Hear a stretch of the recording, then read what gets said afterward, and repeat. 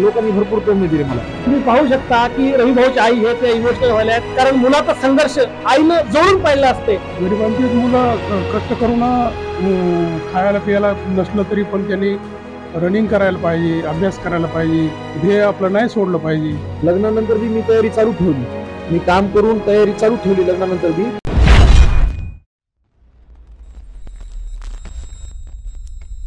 तुम्ही ऐकलं असेल, यशाला बाप खूप असतात आणि पराभवाला बाप नसतात. तब्बल 15 वर्ष संघर्ष करून शेवटी वर्दी ही हासिल केली.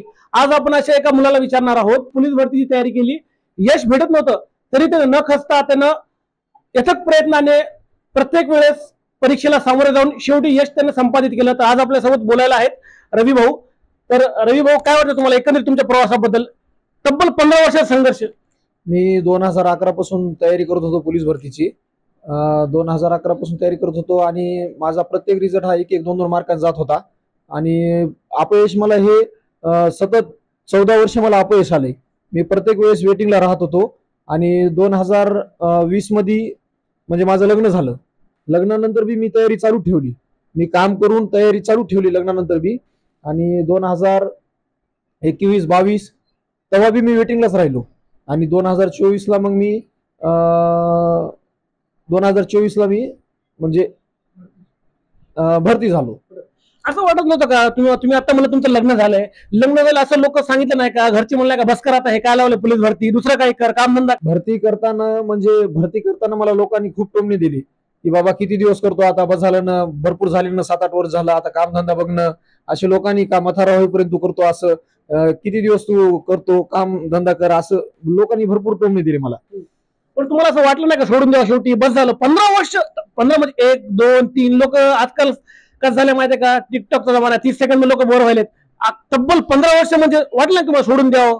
सोडून न देण्याचं एकच कारण आहे की मी जे 8 वर्ष घातलेले आहेत त्याचं मला माहिती आहे की पुढे चालून फळ भेटणार आहे आणि एक ना एक दिवस फळ याचं भेटतंय. त्याच्यामुळे मी सोडून दिलं नाही. लोक जे मला काय बोललेले आहेत ते मी सगळं डोक्यात घेऊन आणि फक्त आपलं शांतीत क्रांती करत होतो, जे डोक्यात घेत होतो. आणि रनिंग करताना ते त्यांचे शब्द लक्षात आणत होतो.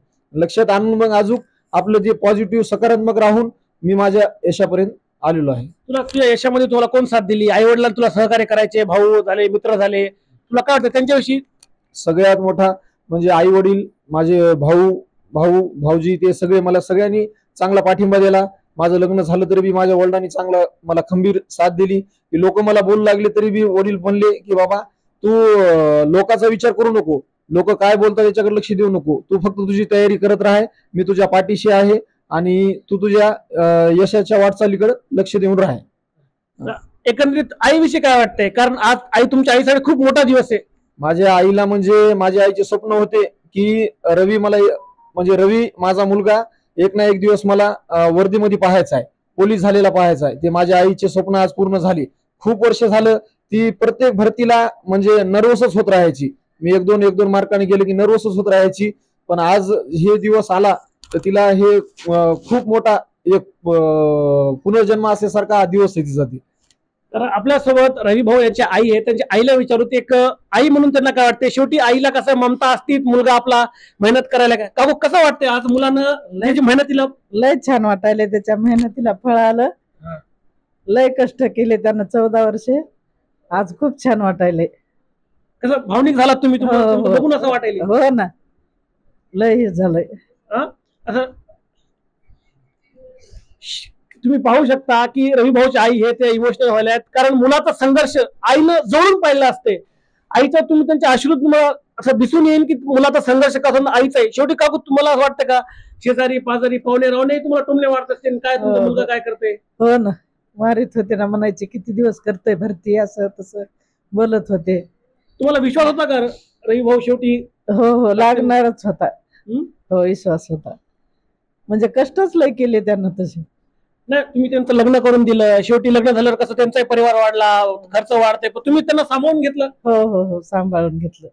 कर म्हणलं तर भरतीच हे करतो, म्हणजे काम हे काय करू नको असं म्हणलं.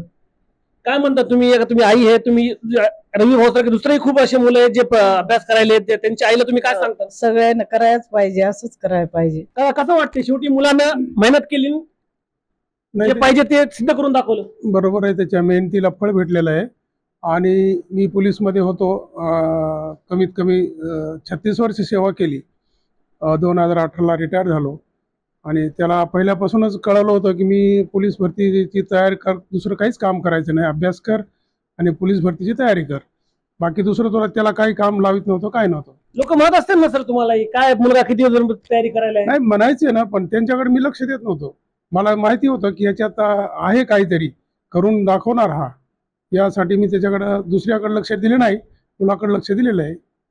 तुम्ही काय सांगता एक पालक म्हणून, एक जे पोलीस भरतीचे पोरं पोलीस भरती करणारे पोरं खूप गरीब घरचे असतात, कष्ट करतात, मेहनत करतात, त्यांच्या आई वडिलांना तुम्ही काय सांगता? नाही, ते बरोबर आहे. गरिबांचेच मुलं कष्ट करून खायला प्यायला नसलं तरी पण त्यांनी रनिंग करायला पाहिजे, अभ्यास करायला पाहिजे, ध्येय आपलं नाही सोडलं पाहिजे आणि आपल्या ध्येयाला खंबीर उभं राहिलं पाहिजे, आईवडिलाचं नाव कमवलं पाहिजे आणि आपल्या पायावर उभं राहिलं पाहिजे. तुम्ही पाहू शकता रवी भाऊचं जे घर आहे अत्यंत साधं आहे, सामान्यातले आहेत हे, पण मेहनतीच्या जोरावर त्यांनी शेवटी त्यांचं जे मेहनत केली तर त्यांना यश मिळालं.